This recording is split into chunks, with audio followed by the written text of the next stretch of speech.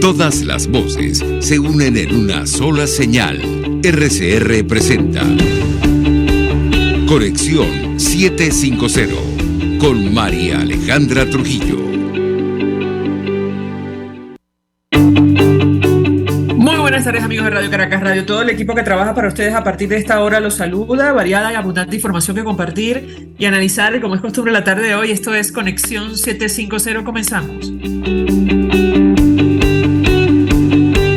¿Qué está pasando en este país? Y saludamos a nuestra invitada a esta hora, quien conoce perfectamente el tema que vamos a debatir la tarde de hoy. Se trata de Lisette Boom, periodista. Ella coordina la unidad de investigación de Runrunes. Gracias por atendernos. Muy buenas tardes. Hola, muy buenas tardes. Pues mucho interés de conocer los detalles acerca de esta investigación que han publicado ustedes en alianza con otros medios de comunicación, con otros portales, en el marco de Alianza Rebelde Investiga, que entre otras cosas ha determinado, Lisette, que la constructora brasileña Odebrecht elevó 600% el costo de una obra en el metro de Caracas y eso lo utilizó para pagar sobornos en otros países. ¿Qué puedes compartir con nosotros? Te escuchamos. Sí, esto es una investigación, forma parte de una investigación transfronteriza que coordina la plataforma Convoca en Perú y está formada por varios periodistas de diferentes países de Latinoamérica donde estuvo presente Odebrecht y donde hay casos pues de corrupción de Odebrecht, ¿no? De la constructora brasilera.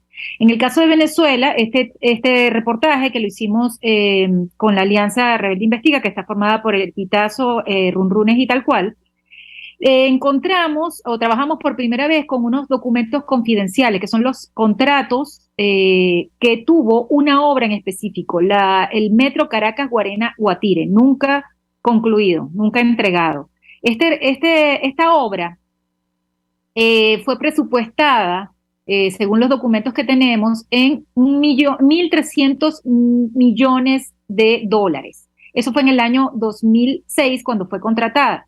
Y lo que encontramos fue que se le fueron anexando a lo largo de los años otros contratos complementarios o adendas y que elevaron este presupuesto hasta alcanzar el costo de la obra en 9.000. Es decir, que aumentó 600% esta obra, el Metro Caracas Guarena-Guatire.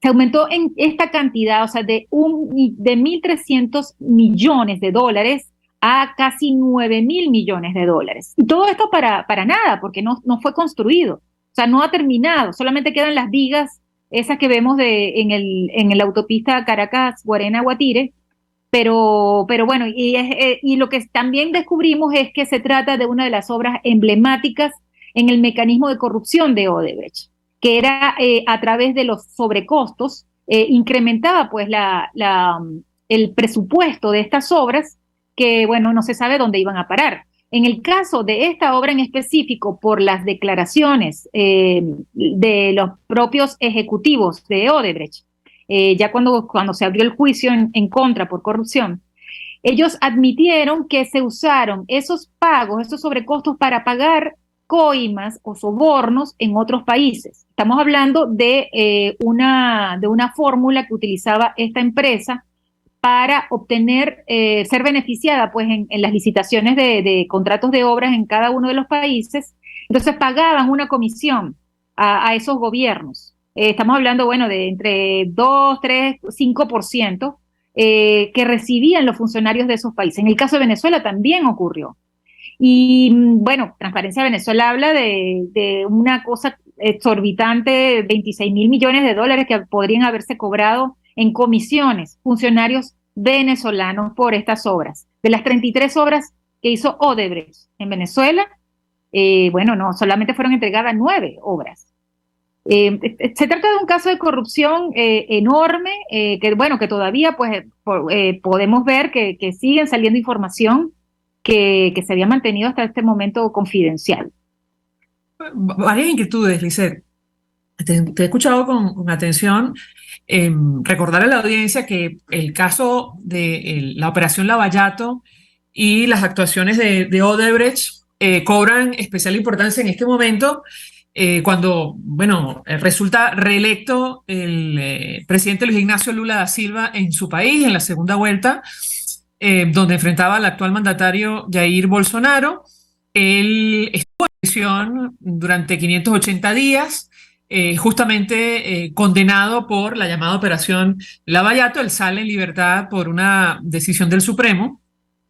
Pero yo te preguntaría, Lizeth, antes de entrar en los detalles, porque es que cuesta, hay que tragar grueso para escuchar estas cifras, más tomando en consideración el caso del metro Caracas-Guarenas-Guatire, que, bueno, nos toca ver cada vez, digamos, transitamos por allí, la participación del expresidente Lula. Yo te pediría un comentario, si ustedes lograron determinar documentar, digamos, su participación. Conversamos hace algunos días con César Batis y él decía que los contactos de Odebrecht fueron incluso anteriores a la llegada de Lula al poder por primera vez. ¿Qué información puedes compartir con nosotros? Te escuchamos. Sí, sí, está absolutamente involucrado. Hay varios señalamientos. Bueno, de hecho, hay una investigación abierta, ¿no? En contra del el actual, el reincidente presidente de Brasil, Lula da Silva.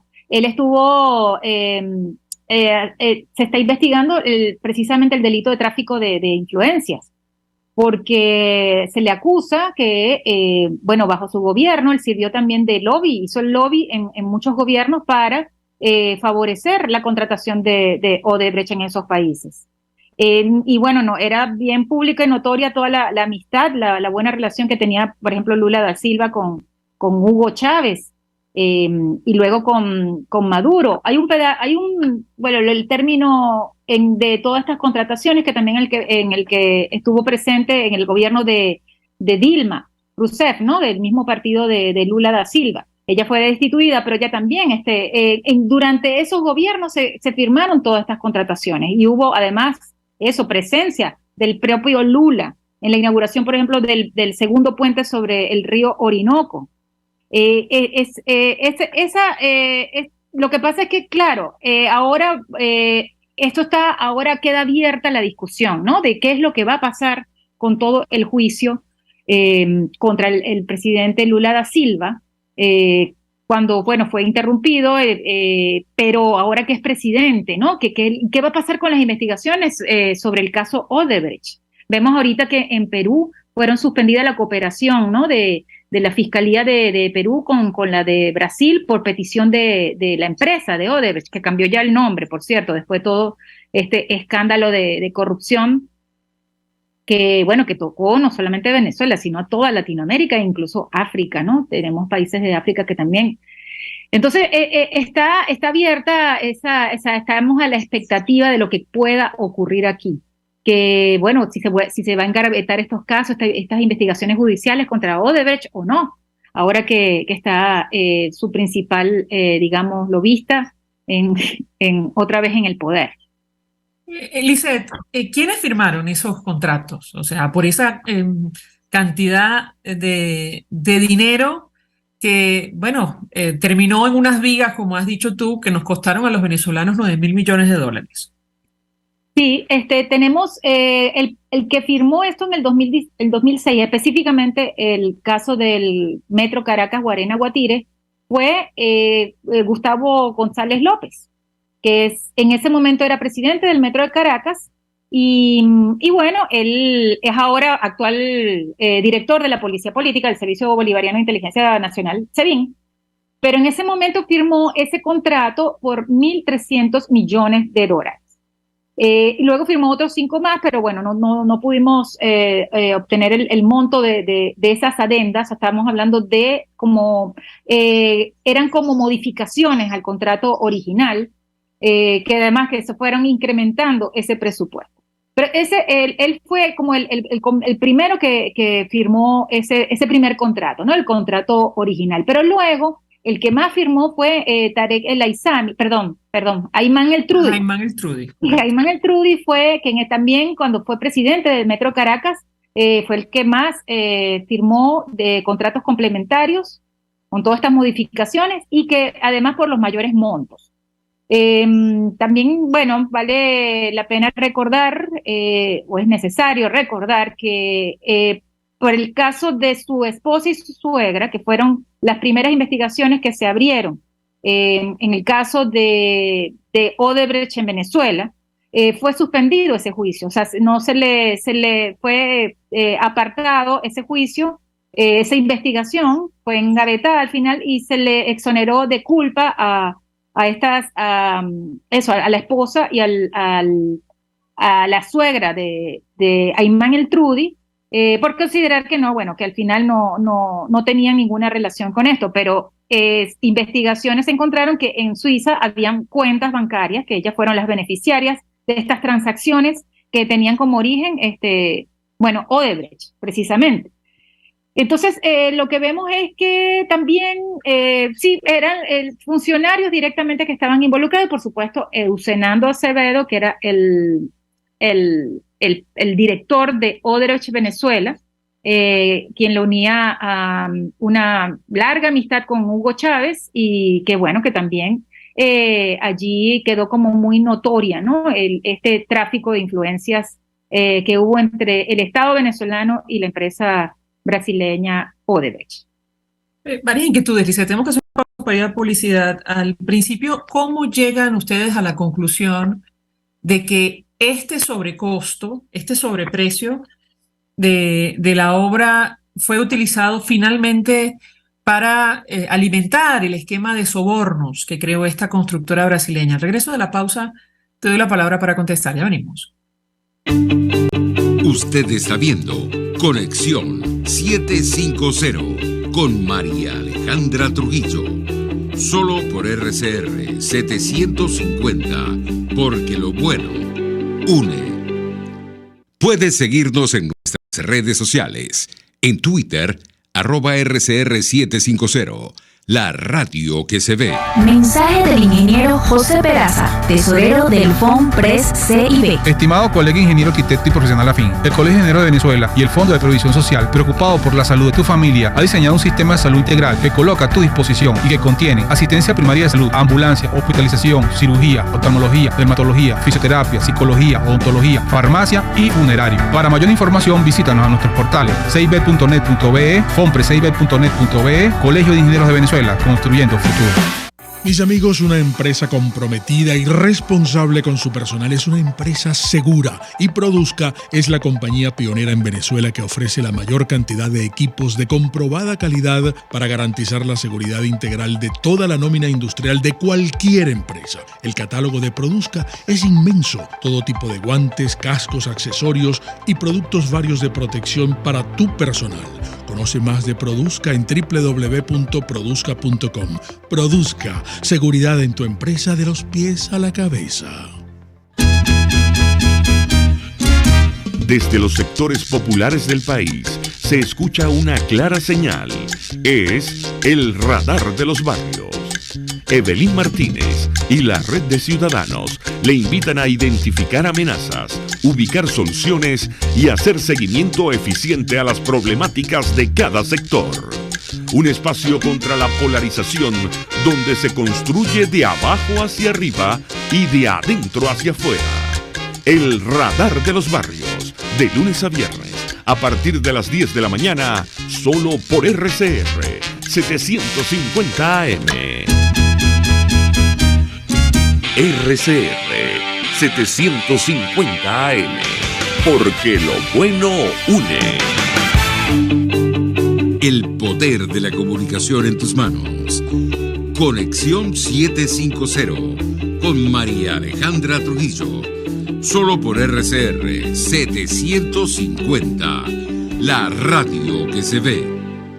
Continuamos, amigos, en Conexión 750 hablando acerca de, bueno, el escándalo de Odebrecht, este esquema de corrupción, uno de los más grandes, si no el más grande que ha conocido América Latina, que salpicó a buena parte de los gobiernos y dirigentes políticos de la región. En Venezuela no hay de momento responsables, me corregirá nuestra invitada si me equivoco, a pesar de que es la segunda nación que más sobornos recibió, según información del gobierno norteamericano, después de Brasil. Nos acompaña Lisette Boone, quien es coordinadora de la unidad de investigación de Runrunes. Y yo te dejo una inquietud. ¿Cómo llegan ustedes a la conclusión que este sobreprecio de 600% en la obra del metro Caracas-Guarenas-Guatire, que tuvo un costo, según la información que ustedes manejan, de 9.000 millones de dólares, fue utilizado para alimentar el esquema de sobornos de la constructora brasileña? Lisette, te escuchamos. Sí, Transparencia Venezuela, que se ha dado a la tarea pues de identificar todos los patrones y todas las fórmulas de corrupción, ¿no?, que empleó Odebrecht, no solamente en Venezuela, sino en todos los países. Encontró que, bueno, la vía sobre costos era una de esas fórmulas. ¿Y cómo lo conseguimos? ¿Cómo pudimos hallar y comprobar eso? Por los mismos documentos que encontramos, ¿no? Estos documentos fueron levantados en unos allanamientos que hubo en la oficina de Odebrecht en Caracas. Lo hizo la Fiscalía de Luisa Ortega Díaz, todavía en el 2017, poco antes de que tuviese que irse al exilio. Ese equipo allanó esas oficinas y pudo recabar muchos documentos, entre los cuales estaban los contratos de muchas de las obras y, bueno, principalmente de la que estudiamos, que es el Metro Caracas-Guarena-Guatire, que además fue confeso lo que dijo uno de los funcionarios, de los ejecutivos pues de Odebrecht cuando hizo sus confesiones en Brasil, que ellos, la que más les gustaba contratar era con el Metro Caracas-Guarena-Guatire, porque era donde obtenían más fácil ganancia y que eso les servía pues para pagar en otros países. Este esquema ha sido estudiado por Transparencia Venezuela y por muchas organizaciones internacionales. En estas investigaciones, bueno, tienen ya varios años, bueno, sobre todo organismos independientes como fiscalías o ministerios públicos, en el caso, por ejemplo, de Perú, que ha podido llevar donde existe separación de poderes y han podido llevar a cabo estas investigaciones. Encontramos, por ejemplo, la vía de sobrecostos. Ahí están todos los documentos, todos, hasta las rúbricas con las firmas de todos los funcionarios que aprobaron esas modificaciones de contrato y, por supuesto, la suma de esos presupuestos millonarios. Luego, el otro es encontrar que esto es un patrón que se repite en todos los países. Esta investigación que le hicimos con varios colegas de Latinoamérica, con 7 países, todo bajo la coordinación de Convoca, y encontramos que todos tienen se aplicó esa misma fórmula en todos los países. Y lo más escandaloso es que en Venezuela una sola obra, o sea, el Metro Caracas-Guarena-Guatire, ese presupuesto de sobrecosto fue mayor que 50 obras de los otros 7 países que fueron estudiados. O sea, ese es el escándalo. O sea, por eso es que esta cantidad que dio Estados Unidos de supuestos sobornos que pagó Venezuela, 98 millones de dólares, se queda corto, es muchísimo más elevado. Y encontramos, bueno, eso, que además están también ya las declaraciones en todas las que son las admisión de culpa de los ejecutivos de Odebrecht, que lo admitieron y reconocieron que este era uno de los esquemas. Entonces, eso está completamente comprobable, estamos basándonos en datos, en documentos, en cifras, que son oficiales y están allí. Lamentablemente en Venezuela no hay una instancia con la que se pueda aplicar justicia, ¿no? Porque, bueno, están tomados todos los poderes en el país. Justo te iba a preguntar, porque buena parte de la información que tú mencionas, y creo que fue además ventilada en el juicio que realizó el Tribunal Supremo de Justicia designado por la Asamblea Nacional de 2015 en el exilio, fue recabado durante la época de la exfiscal Luisa Ortega Díaz. Quiere decir que esta información reposaba en el Ministerio Público que asume Tarek William Saab. Te pregunto, no lo sé. Eso en primer lugar. Y en segundo lugar, ¿no hay investigación judicial abierta que tú sepas? ¿O sí, sobre este escándalo, el caso concreto del Metro Caracas-Guarenas-Guatire, clama al cielo? Hay unas bases y hay unos contratos a los cuales ustedes tuvieron acceso que hablan de miles de millones de dólares que fueron aprobados para tal fin. ¿Qué puedes decirnos? Te escuchamos. Sí, el Las investigaciones se comenzaron a hacer en el 2017. Fueron anunciadas por la exfiscal general Luisa Ortega Díaz. Esto fue en enero. Comenzaron, hubo convenios de cooperación con la Fiscalía de Brasil para corroborar y para intercambiar información, ¿no?, con las investigaciones entre Brasil y Venezuela. Y también se hizo lo mismo con Suiza, ¿no?, donde se han encontrado varias cuentas vinculadas pues al caso Odebrecht y a de Venezuela, por supuesto. Pero bueno, esto fue engavetado apenas ese equipo que comenzó esas investigaciones tuvo que tomar la vía del exilio, ¿no? Incluida, por supuesto, Luis Ortega Díaz. ¿Qué es lo que pasó? Que fue engavetado el fiscal designado por la extinta Asamblea Nacional Constituyente, Tarek William Saab, dijo que ese expediente, el de Odebrecht en Venezuela, solamente tenía 20 páginas y en realidad, según nos informaron, eso podría superar, las 200 páginas. Hay muchísima información allí que pudo ser rescatada por este equipo que tuvo que salir del país, este equipo de fiscales que estaba investigando y que ya había dado algunos pasos, ¿no?, en este asunto de aplicar justicia. O sea, había abierto la investigación, ya estaban en plan de imputar a la esposa y a la suegra de Ayman el-Eltrudi, pero bueno, esto fue suspendido, fue engavetado y ha quedado allí. Por fortuna, tenemos las copias de esos documentos que nos muestran la aplicación pues de todo este esquema de corrupción del caso Odebrecht en Venezuela. Entonces, lamentablemente aquí no está ninguna investigación abierta, por lo tanto hay mucha impunidad con el caso de Odebrecht en Venezuela y quedaría el avanzar en estas investigaciones y en determinar todos los responsables en instancias internacionales. Bueno, Lisa, tengo que preguntarte porque, digamos, esta obra, que es solo una de tantas que no finalizaron en Venezuela, ha dejado víctimas mortales, como nos decía César en este espacio. Yo te pediría un comentario sobre este punto en específico. Te escuchamos. Sí, todos podemos comprobar la ruina, pues, o el elefante blanco. Es que ni siquiera llegó a ser elefante blanco, solamente están unas vigas y algunos tramos, ¿no?, de este metro, de este transporte público que iba a ser tan importante, que iba a beneficiar aproximadamente a 1 millón de usuarios, ¿no? Todos sabemos de las calamidades que tienen que pasar todos los habitantes de Guarenas, Guatire, para trasladarse hasta Caracas y viceversa, y volver a sus hogares. Esta es una de las obras emblemáticas de Odebrecht y acabó en eso, o sea, en unos pilones de unas columnas que están allí, que la han usado los mandatarios regionales, políticos para pegar pues propaganda, y también ha habido accidentes en esa vía. Ha habido ya víctimas mortales por accidentes en esa vía, que van conduciendo y chocan contra esas vigas que no tienen ninguna señalización.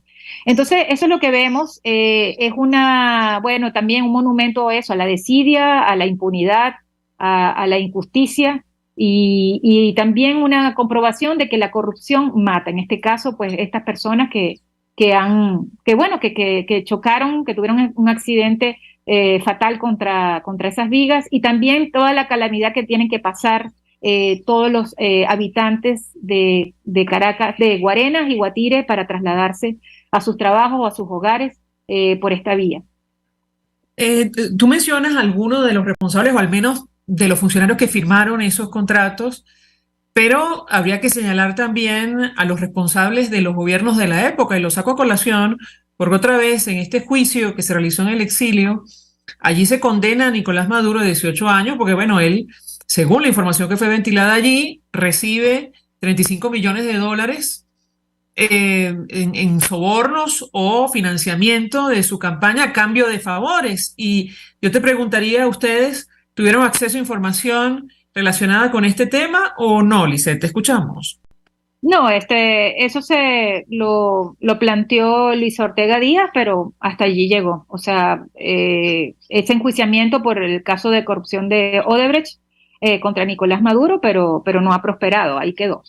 En el caso de los contratos que ustedes tuvieron acceso, era presidente Hugo Chávez Sí. y el canciller era Nicolás Maduro, ¿correcto? Sí, exactamente, aunque hasta el 2014 ya también hay algunas contrataciones, las últimas que se hicieron, a las que pudimos tener acceso, no sabemos si a lo mejor hubo más, pero hasta el 2014, bueno, ya estaba en el poder Nicolás Maduro, o sea que también es corresponsable, ¿no? de estas contrataciones fraudulentas.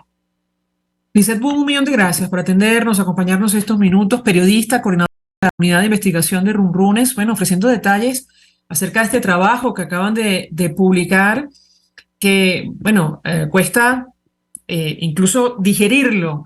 Si me permiten, se trata de la actuación de la constructora brasileña Odebrecht en nuestro país, puntualmente referido a la construcción del metro Caracas-Guarenas-Guatire, allí un sobrecosto de 600%. Esto significó para el erario público, según los documentos que han publicado distintos portales, incluyendo Runrunes, $9.000 millones para los venezolanos. Un momento tan crítico para nuestro país, en plena emergencia humanitaria compleja que afecta a tantos venezolanos. Lizeth, gracias. Nosotros vamos a la pausa. Al regreso venimos con más. Estás en sintonía de Conexión 750 con María Alejandra Trujillo. Solo por RCR 750. Porque lo bueno une. Sintonícenos a través de Periscope, @RCR750, la radio que se ve. Mensaje del ingeniero José Peraza, tesorero del FONPRES CIB. Estimado colega ingeniero arquitecto y profesional afín, el Colegio de Ingenieros de Venezuela y el Fondo de Previsión Social, preocupado por la salud de tu familia, ha diseñado un sistema de salud integral que coloca a tu disposición y que contiene asistencia primaria de salud, ambulancia, hospitalización, cirugía, oftalmología, dermatología, fisioterapia, psicología, odontología, farmacia y funerario. Para mayor información, visítanos a nuestros portales cib.net.be, fonprescib.net.be, Colegio de Ingenieros de Venezuela, construyendo futuro. Amigos, nace un nuevo concepto de farmacia en Venezuela. Farmacia CVS y más.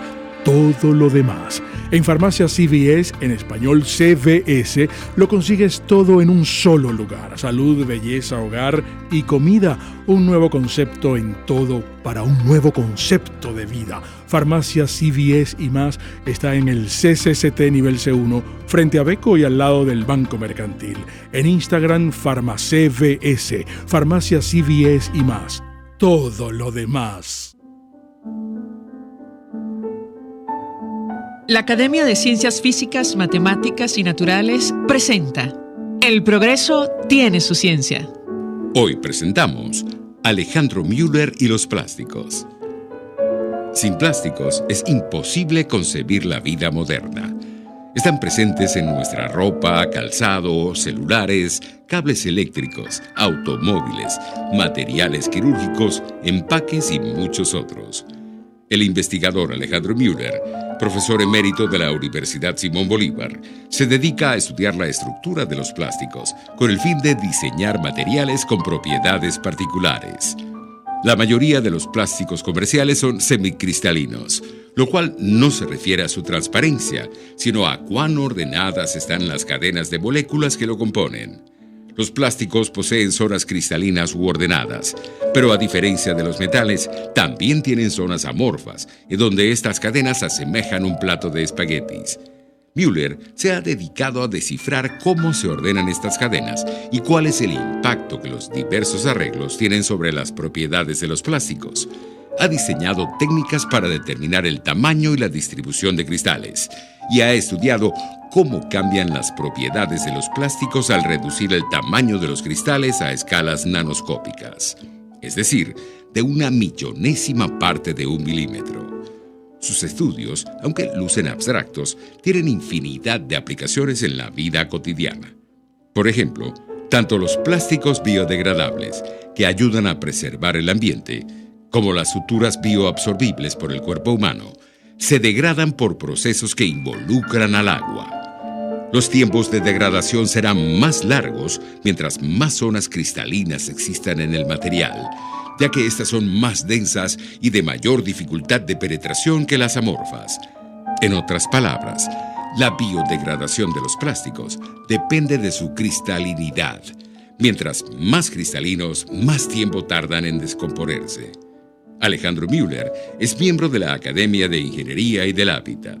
Sus descubrimientos son un aporte significativo al desarrollo de nuevas tecnologías al servicio de la sociedad. El progreso tiene su ciencia. La Academia de Ciencias Físicas, Matemáticas y Naturales presentó El progreso tiene su ciencia. Para más información, www.acfiman.org.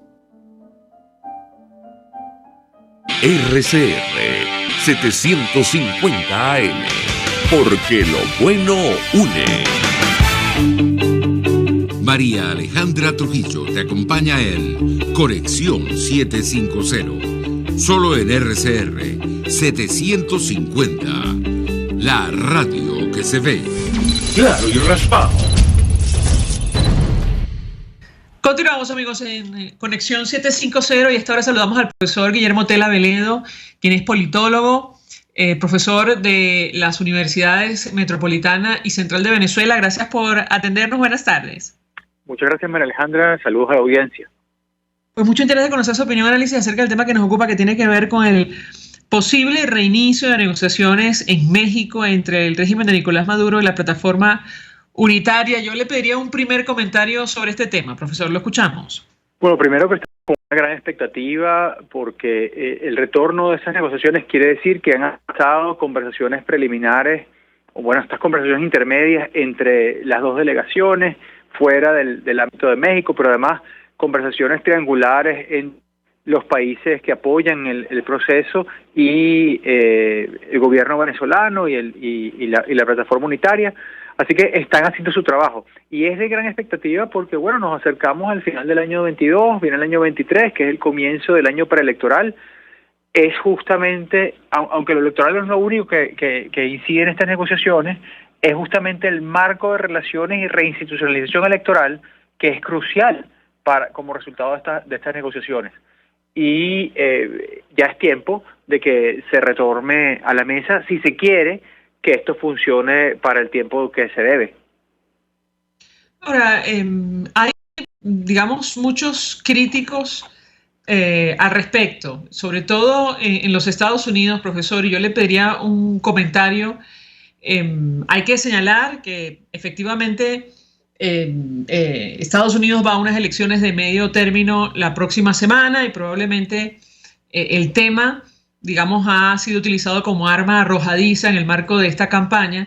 Pero yo le pedí un comentario sobre algunos críticos. Por ejemplo, recientemente los senadores Marco Rubio y Ted Cruz escribieron una carta al presidente Joe Biden expresando sus observaciones, su preocupación sobre las concesiones, dicen ellos, que le han otorgado a Nicolás Maduro y podrían entregarle en el marco de esta negociación. ¿Qué puede decirnos? Lo escuchamos. Bueno, todas las restricciones, todas las sanciones, todas las medidas unilaterales de un Estado hacia otro que se usan para presionar son parte también de las armas que se usan para aliviar en momentos de negociación, en momentos de acuerdo. No debería ser escándalo que eso fuese así. La carta de los senadores Rubio y Cruz es, bueno, parte de la dinámica electoral actual, pero además es una muestra de inconsistencia. Al fin y al cabo, no solo ha habido momentos en los cuales Estados Unidos, en administraciones republicanas, ha conversado con el gobierno venezolano, sino que también ha habido momentos en los cuales el gobierno, administraciones republicanas han hablado con sistemas mucho más autoritarios que el venezolano para negociar puntos de interés de los Estados Unidos, que además es interés de los Estados Unidos promover una situación en la cual las fuerzas democráticas venezolanas tengan una oportunidad más sólida, más lógica de competir en el escenario venezolano. Sería simplemente contraproducente que esta presión política que hacen ellos intervenga en contra de eso. Así que yo lo veo más como un ejercicio de inconsecuencia, pero lógico en la jugada política de los propios Estados Unidos. No se trata del interés de los venezolanos en ese caso, sino del interés de su propia dinámica política en las elecciones. Comprensible, pero bueno, lamentable. Ahora, nos llama la atención uno de los puntos que ellos destacaban en esa carta. Ellos mencionaban, según información que manejan, el interés del gobierno norteamericano de otorgar o facilitar el acceso del régimen de Nicolás Maduro a los activos congelados en el exterior, y esto coincide con una información que ha publicado Reuters acerca de una de las propuestas que se discutiría en el marco de estas negociaciones en México, que tiene que ver con la conformación de un fondo administrado por Naciones Unidas de hasta $3.000 millones para atender la emergencia humanitaria con dinero de los fondos que están en el exterior. ¿Cómo lo interpreta usted, profesor? Lo escuchamos. Bueno, el temor es que el gobierno venezolano administre unos dineros que han estado justamente en peligro por las acciones del gobierno venezolano.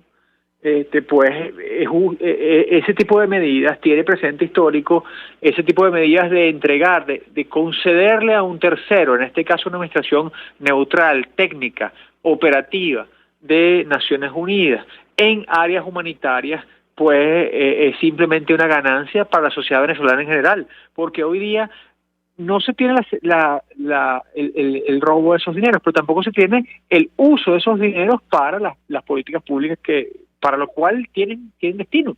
Entonces, esto es un modo de acercarnos a eso, que claro, es una gota de agua en el enorme mar de la evasión y la corrupción venezolana, pero que puede aliviar la vida real de millones de personas en el país. Así que yo creo que es un obstáculo improcedente el que pagan los ganadores. Hablemos de lo que se puede discutir o no si se retoman finalmente las negociaciones, porque como ha dicho el alto representante para Asuntos Exteriores de la Unión Europea, Josep Borrell, llevamos mucho tiempo hablando del relanzamiento de esta iniciativa y no se ha concretado. Quisiera su comentario sobre la agenda que podría ser discutida allí y la seriedad del compromiso, al menos del régimen venezolano, que en varias oportunidades se ha levantado de esa mesa de diálogo. Profesor, lo escuchamos. La agenda es la agenda del protocolo firmado en México hace un par de años, obviamente hace un año, pero la agenda está en buena medida constreñida por el tema electoral primero, que son las concesiones políticas que desea obtener la oposición, y el tema de liberación de activos, que son las concesiones económicas y de sanciones que desea obtener el gobierno venezolano. En ese sentido, yo creo que esa va a ser la discusión principal. En términos mediatos, eso implica una activación de canales humanitarios.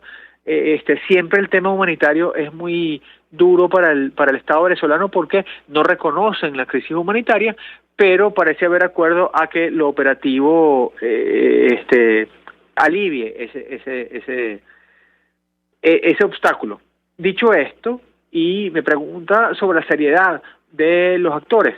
Bueno, aquí hay dos dificultades. Yo puedo hablar de las expectativas y las capacidades de los actores, pero el gran problema es que uno tiene que presumir que los actores son serios, aunque puedan tener cambios de parecer, aunque incluso actúen en consecuencia, tienen que actuar de una manera racional. ¿Cuál es el problema en todos estos procesos? Los actores tienen incentivos. ¿Qué incentivo tiene el Estado venezolano de entregar concesiones políticas cuando recibe poco a cambio, o percibe que recibe poco a cambio, o que puede obtenerlas de otro modo?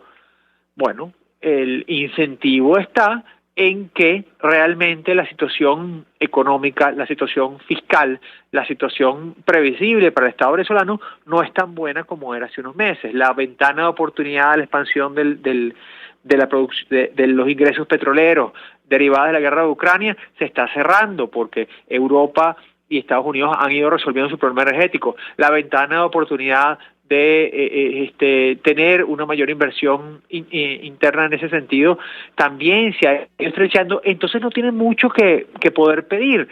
y por eso también vuelve a la mesa. La seriedad la condicionan los incentivos, no es tanto la actitud. Tenemos que asumir que incluso en su jugada de póker, digamos así, los actores que van a una negociación son actores que van con esa seriedad. En ellos se juega su destino político. Entonces, esa es la seriedad de la que estamos hablando. Que eso quiere decir que tienen que den la palabra empeñada, que cumplan sus promesas. Eso es otro punto, pero para ello hay también mecanismos de reversión. En un proceso de negociación, si no se cumplen esas medidas, simplemente o no se ejecutan las concesiones o se advierten las concesiones. Y eso es algo que está en poder de los actores involucrados. Tengo que hacer una pausa publicidad. Al regreso quisiera referirme a las declaraciones del vicepresidente del PSUV, quien descalificó directamente al alto representante de la Unión Europea, Josep Borrell. Bueno, no voy a repetir, digamos, las palabras, los calificativos que utilizó, pero en resumen, se preguntaba qué van a presionar, con qué nos van a presionar, porque Josep Borrell recientemente advirtió que había que ejercer mayor presión para que se concreten estas negociaciones. Al regreso, yo le pediría un comentario, profesor. Ya venimos. Escuchamos Conexión 750, solo por RCR 750, la radio que se ve. Puedes seguirnos en nuestras redes sociales. En Twitter, @RCR750, la radio que se ve. Mensaje del ingeniero José Peraza, tesorero del FONPRES CIB. Estimado colega ingeniero arquitecto y profesional afín, el Colegio de Ingenieros de Venezuela y el Fondo de Previsión Social, preocupado por la salud de tu familia, ha diseñado un sistema de salud integral que coloca a tu disposición y que contiene asistencia primaria de salud, ambulancia, hospitalización, cirugía, oftalmología, dermatología, fisioterapia, psicología, odontología, farmacia y funerario. Para mayor información, visítanos a nuestros portales cib.net.be, fonprescib.net.be, Colegio de Ingenieros de Venezuela, construyendo futuro. Cuando hablamos de Honda, hablamos de Distasi Motors, el concesionario Honda que pica adelante en precios, condiciones y servicio. Todo el personal de Distasi Motors, tanto técnico como de atención, está actualizado, capacitado y certificado permanentemente para atender correctamente tu vehículo. www.distasi-honda.com.ve. Distasi Motors, tu concesionario Honda en Los Palos Grandes. RCR 750 AM, porque lo bueno une.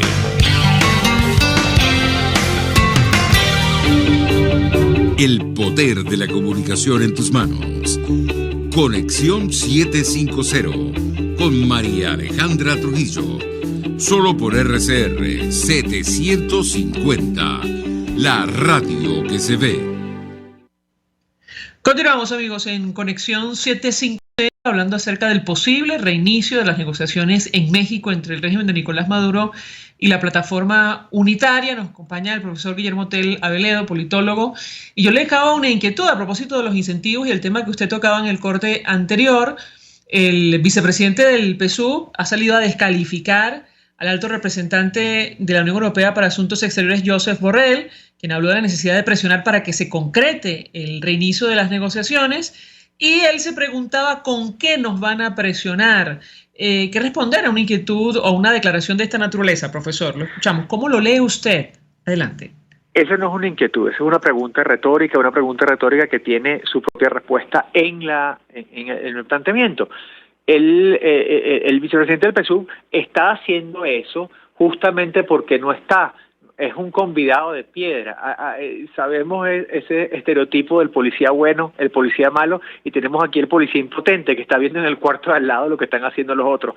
En buena medida está tratando de intervenir, de convertirse en un spoiler interno de cualquier concesión, poniéndose la cara a el presidente Maduro y a los agentes del presidente Maduro en este proceso. Es parte de la dinámica interna del oficialismo y está arrastrando eso. Con respecto a la propia Unión Europea, pues parece sugerir que cualquier cosa más que haga es una exageración, es un despropósito, o al revés, que la Unión Europea no se va a atrever, que la Unión Europea es blandengue, es suave, y que qué tanto pueden hacer. la verdad sea dicha, han sido tales las presiones en estas circunstancias que todo lo que ha habido de cambio de política pública desde el Estado venezolano en los últimos 3 o 4 años se debe precisamente a no solo la incompetencia y el fracaso de la política histórica del chavismo, la política económica histórica del chavismo, sino también a esa presión. Así que sí, algo hacen y sí podría empeorar la situación. Nunca puede estar una situación tan mala que no pueda empeorar. ¿Es deseable eso para los venezolanos? No, pero justamente por eso creo que esto es más una declaración retórica que le ponga límites a lo que puede conceder el gobierno venezolano en lugar de realmente ser algo que pretende una incidencia real sobre la Unión Europea. Sobre el futuro del gobierno interino, profesor, ¿cómo lo ve usted? Recientemente trascendió una información publicada por el Financial Times, también por CNN en español, según la cual los partidos de la plataforma unitaria, algunos de los que conforman el denominado G4, habían llegado al acuerdo de terminar con la institución que preside Juan Guaidó. Él salió a desmentirlo. ¿Qué podemos esperar y qué espera usted en lo personal? Porque además, entre otras cosas, es una de las principales peticiones del régimen de Nicolás Maduro. Sería una importante concesión. Lo escuchamos. Más allá de esa concesión, hay que recordar que desde hace al menos 2 años, dentro de los partidos que conforman la plataforma unitaria, ese es un debate abierto, ese es un debate no solo sobre la idoneidad jurídica y política del gobierno interino, sino esencialmente de su capacidad fáctica. Entonces, ese es un debate largo, un debate que tiene meses o años entre la plataforma unitaria. A mí no me sorprendería que los partidos estén trabajando en ello porque la dinámica también genera distorsiones. Claro, sí, está creando unas alternativas institucionales. Hace meses se hablaba de una fórmula colegiada para ese gobierno, se hablaba también de cómo vincular esto a la cesación de actividades de la Asamblea Nacional en términos efectivos, la Asamblea Nacional electa del 2015, y ese es un debate que tiene a algunas de las mejores mentes jurídicas y jurídico-constitucionales del país dedicadas a ello. Y yo confío que fuera de decisiones meramente formales puedan tener una decisión práctica política que permita una instancia de coordinación, permita una instancia de liderazgo, sin que necesariamente esté atado a algo que no necesariamente es práctico. Y ese es el debate que está pendiente. En su opinión, ¿qué es lo más conveniente? Es decir, porque la eliminación, sin pedir nada a cambio del gobierno interino, dejaría el camino libre a Nicolás Maduro para obtener reconocimiento internacional y tener acceso a los activos en el exterior. ¿Qué opina usted, profesor? Lo escuchamos. Se ha planteado la fórmula de una suerte de fideicomiso, de comodato y de alianza colectiva que tenga esta misma posición en términos formales. La verdad sea dicha, sí hay una afectación, y ese es el argumento más fuerte de parte de quienes son partidarios de mantener el status quo en torno al gobierno interino, pero a la vez ese es el único argumento del cual depende su existencia, lo cual pone a esa instancia en un aprieto para poder persistir. Yo creo que lo más conveniente es que se revisen las alternativas formales para proteger los activos que no implique una instancia que genere desconfianza y suspicacia en un liderazgo que se necesita coordinado. Y eso implica ver más allá de la formalidad del asunto político interno para ver cuál es la formalidad de lo que requieren esas instancias acreedoras, esas instancias que tienen resguardados los activos. También hay que ver que esos estados tienen una voluntad política determinada. Esa voluntad política puede responder a diversas fórmulas, así que es algo que tienen que plantearse con esos estados. Finalmente, profesor, usted mencionaba el tema de las condiciones electorales de cara a eventuales comicios presidenciales en nuestro país. Efectivamente, esto figura en el memorándum de entendimiento inicial que se firmó en el marco de estas negociaciones en México.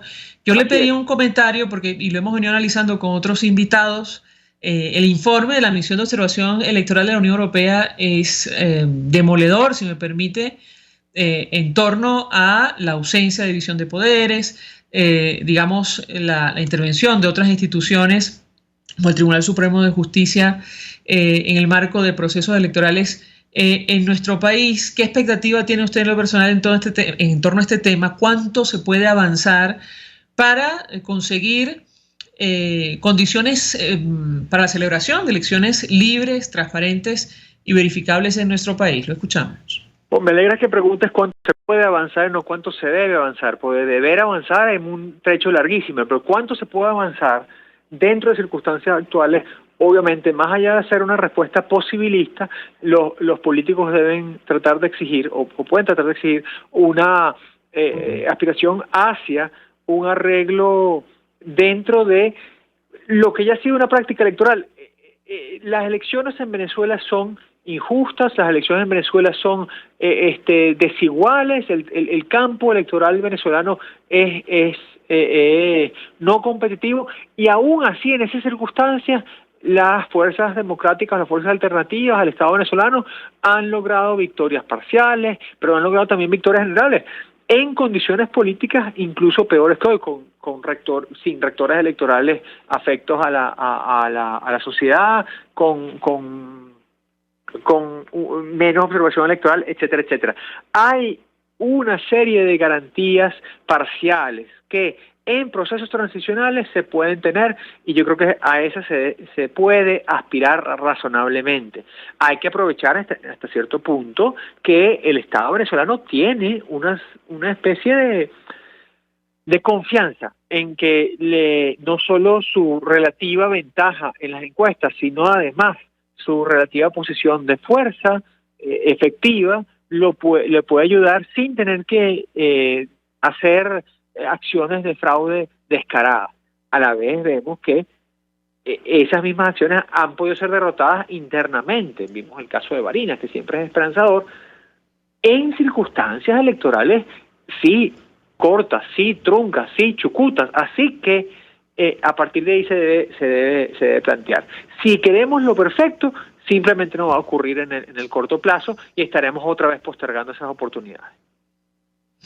Usted dice esperanzador, y lo conversamos con otra invitada, profesor, en tanto y cuanto se repiten las elecciones y vuelve a ganar la plataforma unitaria, pero hay que recordar que en Barinas gana el candidato de la unidad, la Fuerza Armada secuestra parte de los votos y más tarde el Tribunal Supremo de Justicia ordena repetir la elección. Lo que está en juego ahora mismo, o estaría en juego, es la presidencia de la República. Quisiera su comentario, lo escuchamos. No solo está en juego eso, está en juego la movilización y organización de los partidos para las elecciones parlamentarias del año siguiente. No está descartado que sean unas elecciones generales, eso es algo que ha estado en conversaciones. No está descartado que incluso esas elecciones generales afecten los gobiernos locales, regionales y los cuerpos legislativos estadales y municipales. Así que está mucho más en juego. Toda esa dinámica de poder que condicionaría necesariamente a quien sea presidente de la República a partir del año 25 es parte de esa posibilidad cierta. Si hay una mejor distribución de poder, incluso un gobernante del PSUV va a tener dificultades para querer gobernar de manera absoluta. Así que todo eso está en juego, todo eso está en juego. Si simplemente abandonamos la ruta electoral, abandonamos esa posibilidad, de una vez va a haber otro sexenio más sin ninguna posibilidad de avance. Y estaremos repitiendo esta misma entrevista en 6 años.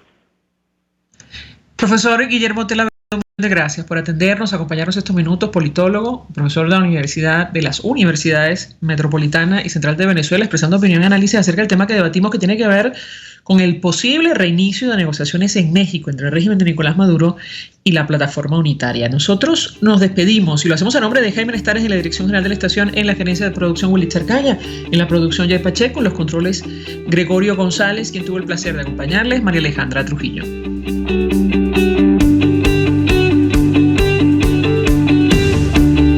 El Fondo de Previsión Social del Colegio de Ingenieros de Venezuela presentó.